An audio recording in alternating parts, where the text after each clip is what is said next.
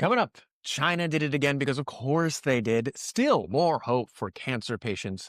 A story about the strongest people I have ever heard ever, and scientific reasons for why you should be hopeful. All right? Like, if this doesn't do it, I don't know what will.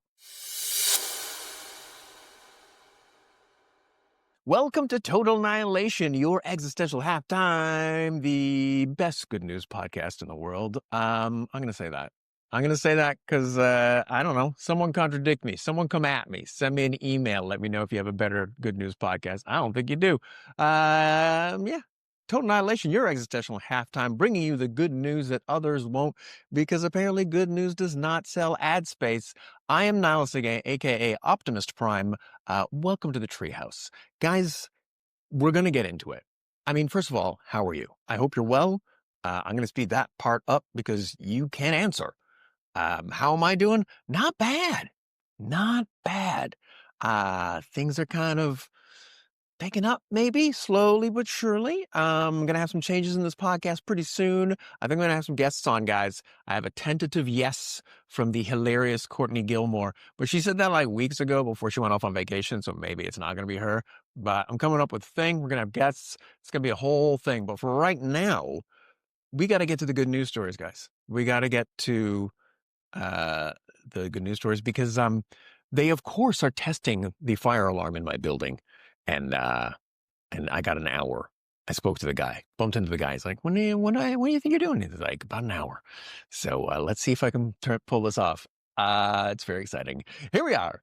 The top 9 favorite good news stories from our home office in Finger, Manitoba.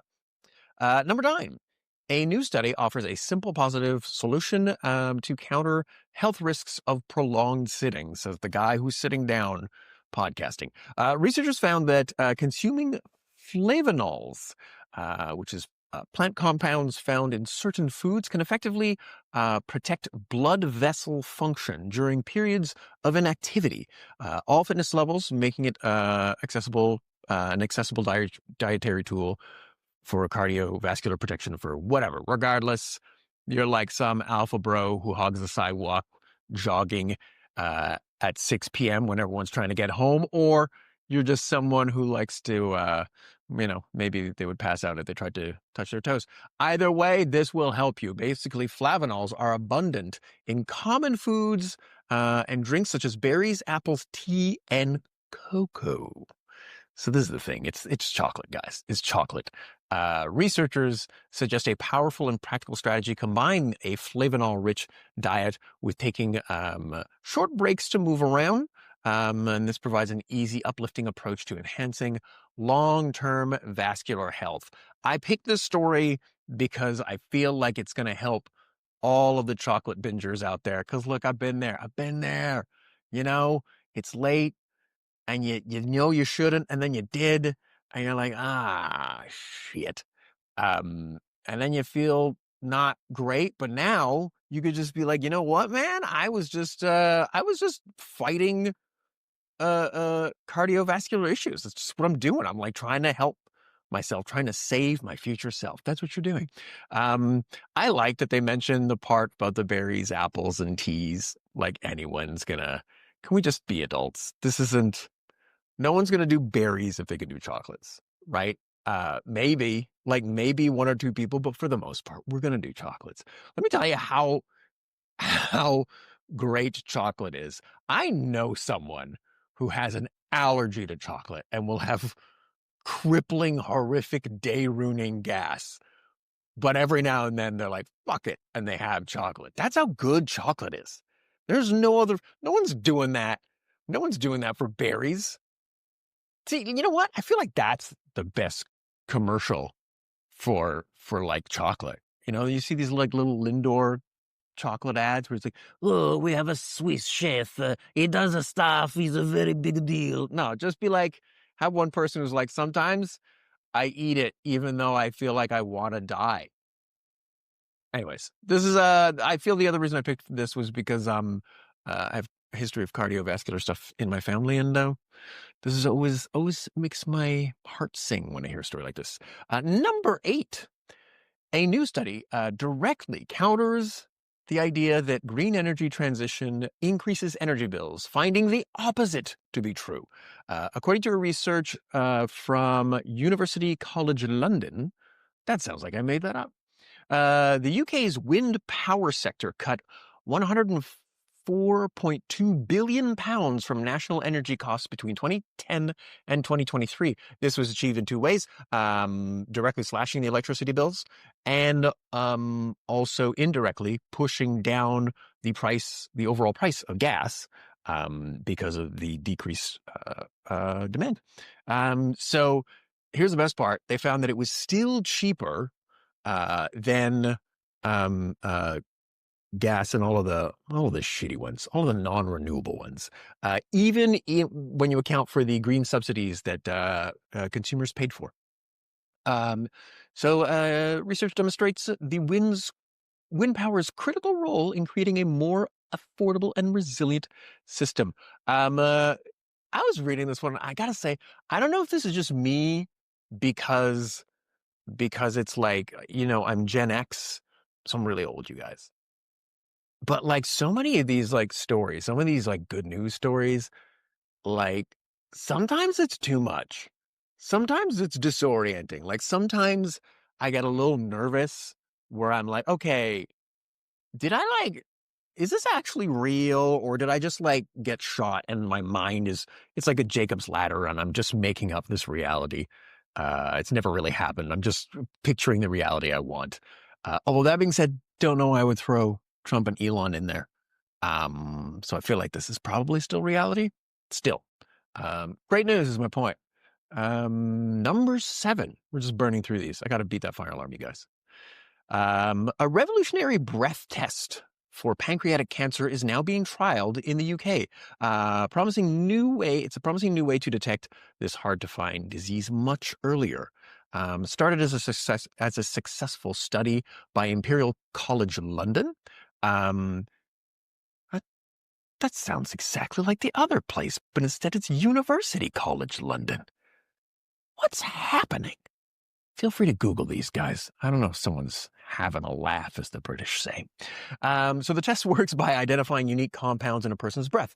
And experts believe this exciting technology has the potential to completely transform early diagnosis, giving hope for better outcomes for thousands of patients in the future.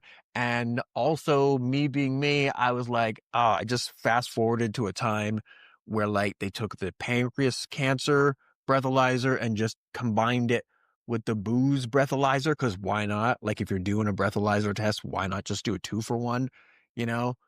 Some guy gets pulled over. What's the problem, officer? Well, your blood alcohol is 0.5 over the legal limit. But first, let's get you in chemo.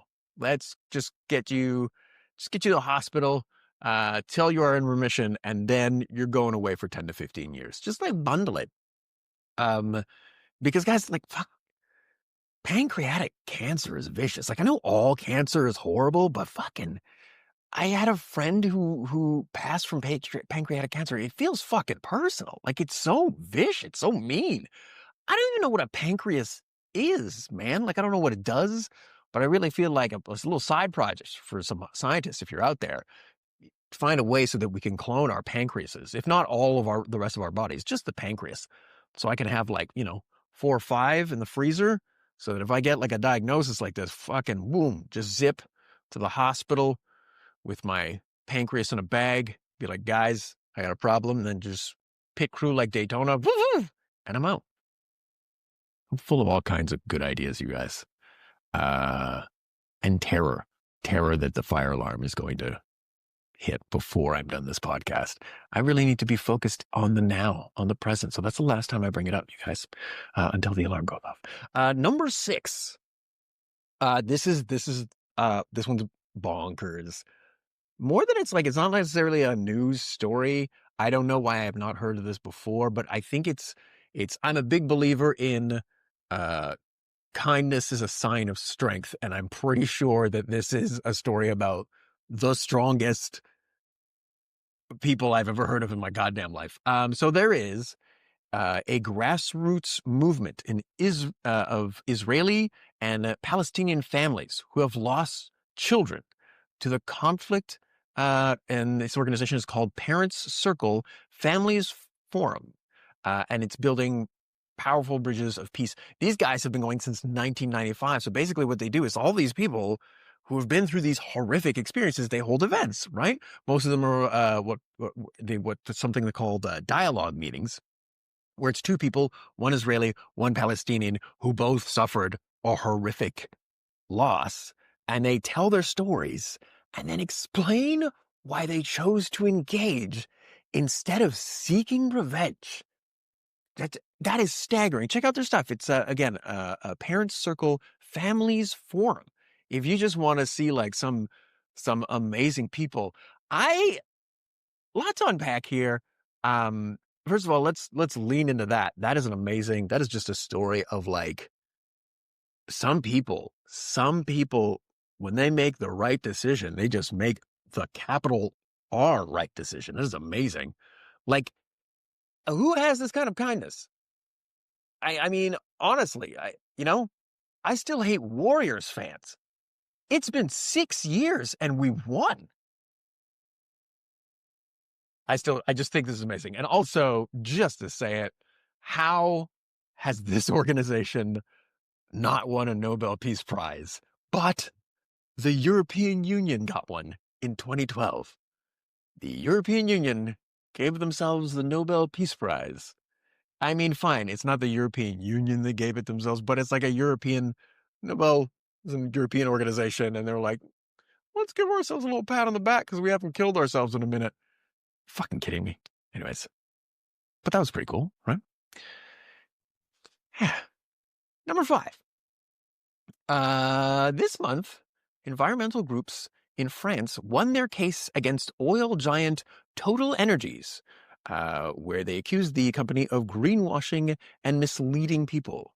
The French court ruled that they did indeed mislead people and forced Total Energies to remove all claims of carbon neutrality, which is insane. Why did you have to have a trial for that?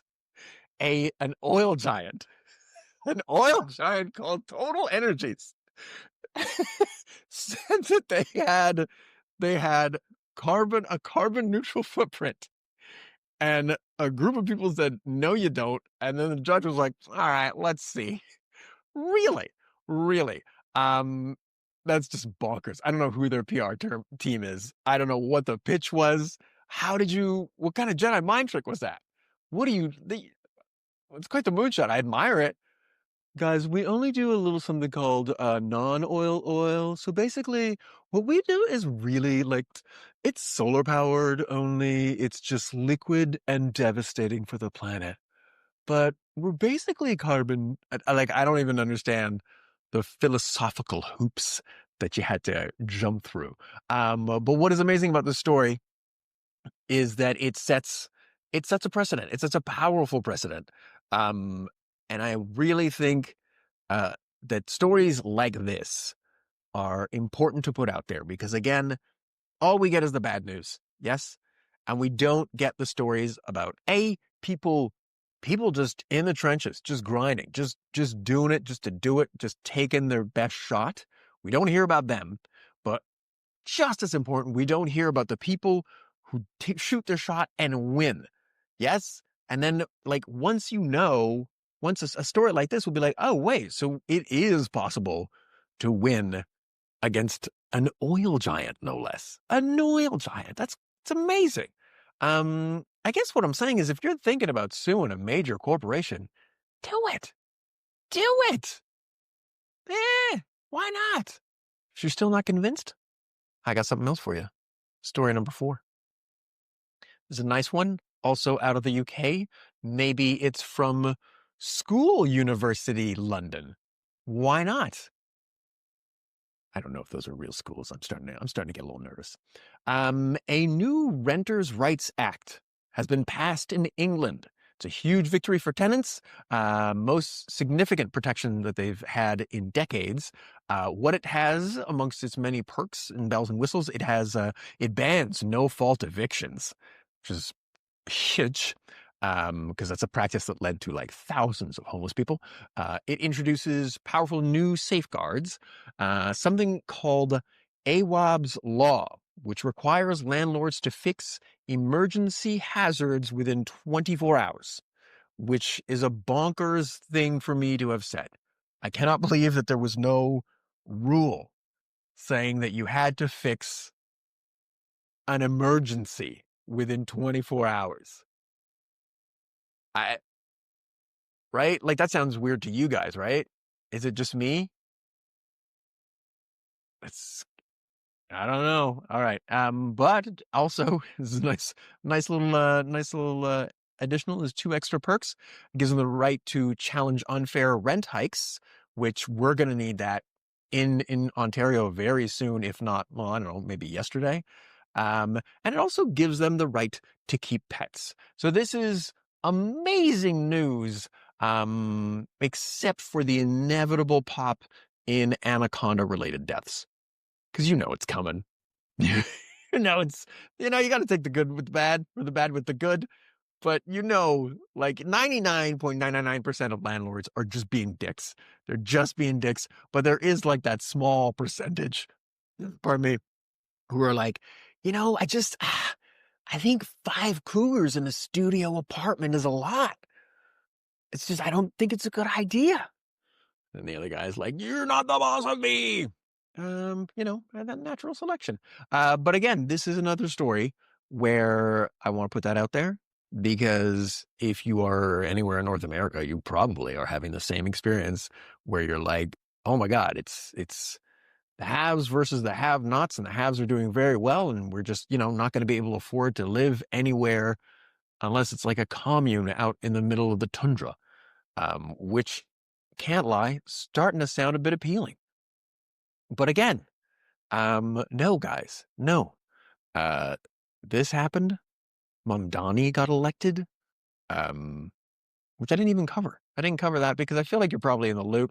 That dude was trending. Yeah, so there you go. There's a little something for you.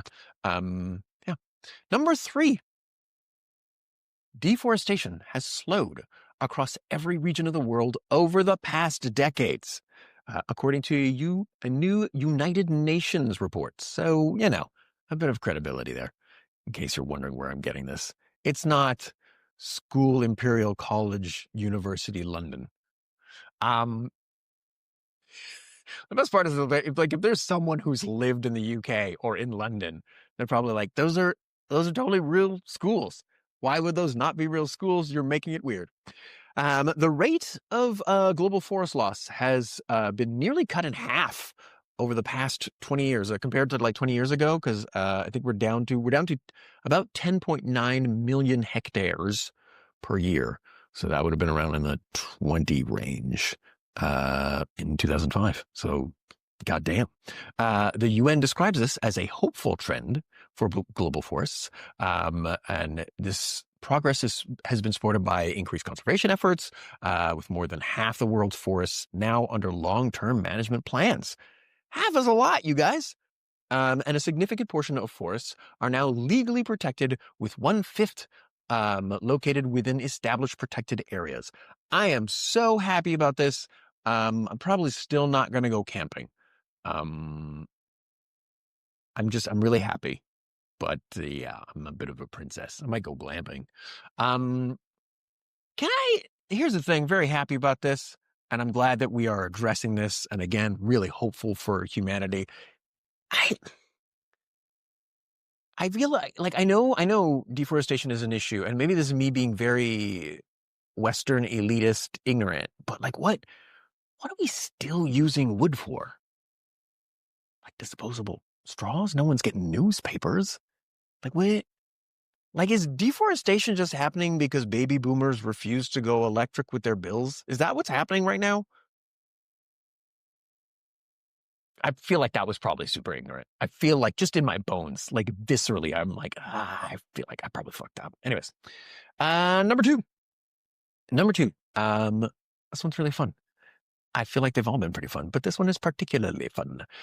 Chinese manufacturer Mingyang Smart Energy has unveiled the way that's spelt always fucks me up.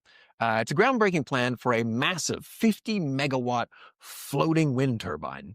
The design is highly innovative. If you should Google it, it looks insane. It's it's like a twin rotor structure.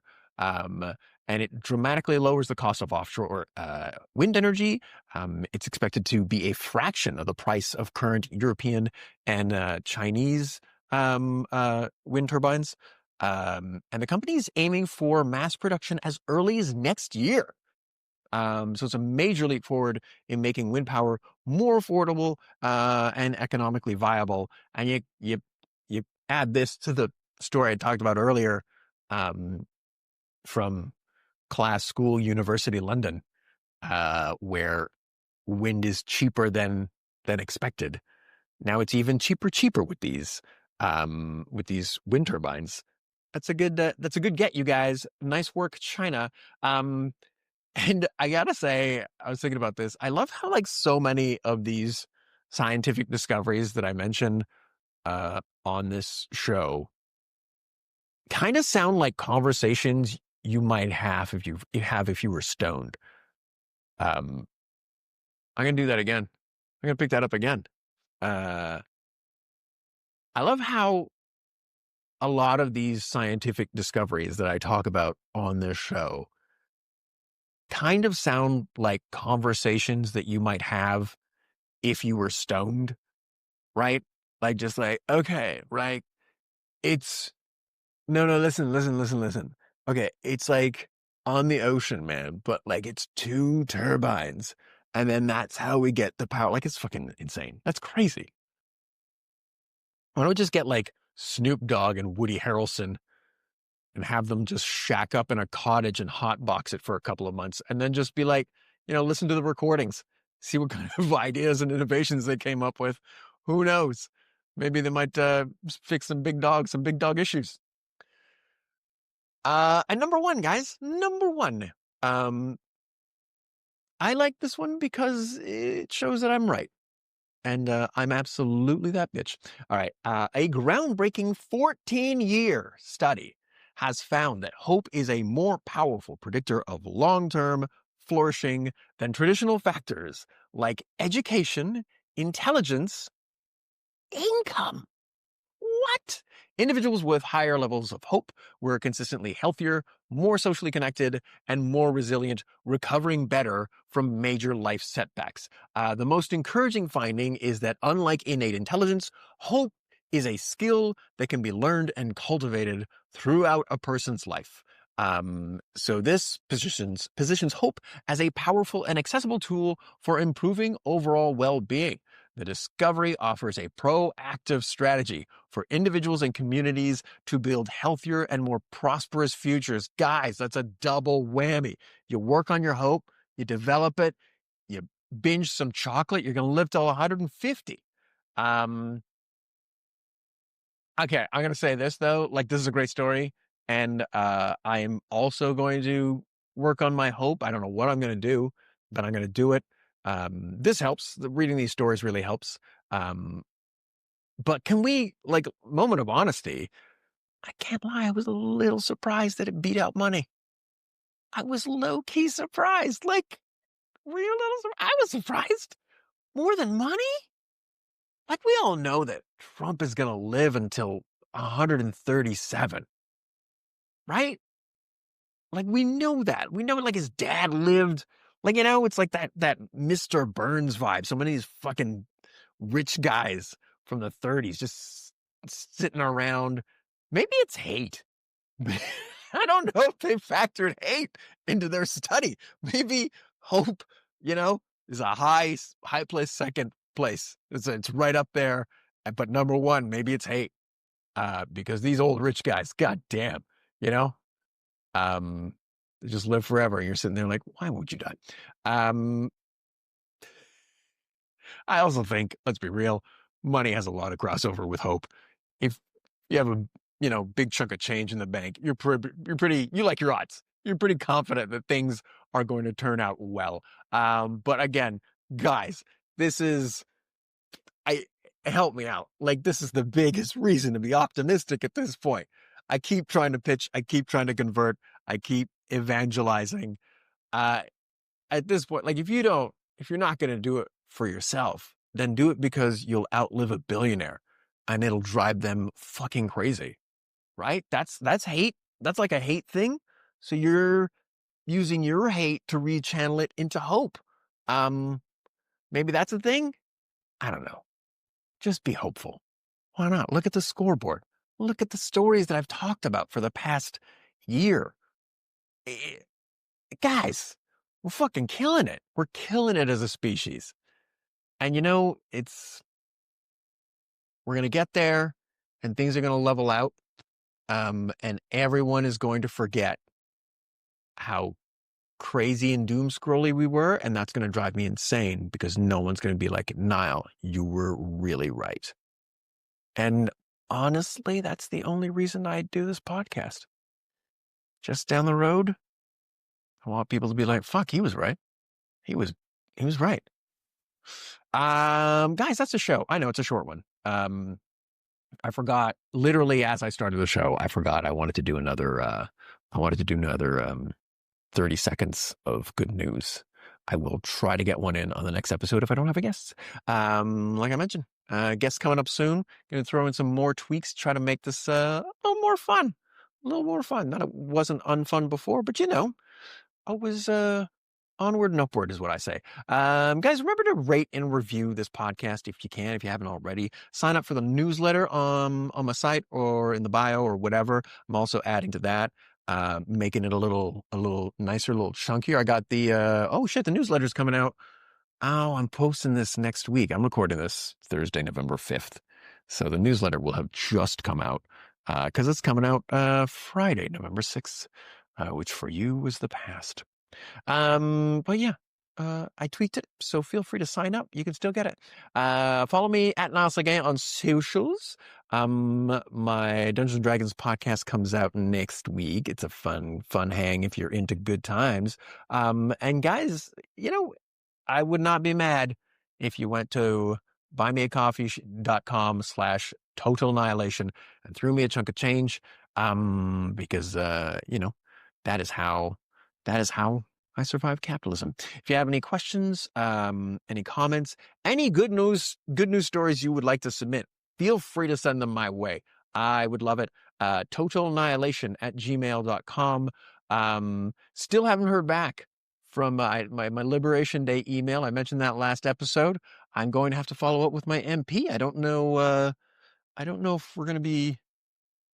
Maybe there's a lot of paperwork involved in nationalizing a billionaire. So maybe they're like working it out before they get back to me.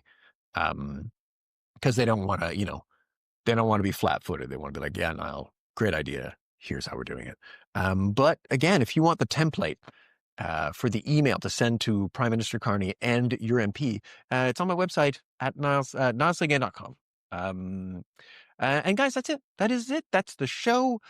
Thank you so much for listening. I hope you have a fantastic week, day, year, life. And remember, if you cannot be a shining example, be a terrifying warning. Let's get on 3, everybody. 1, 2, 3.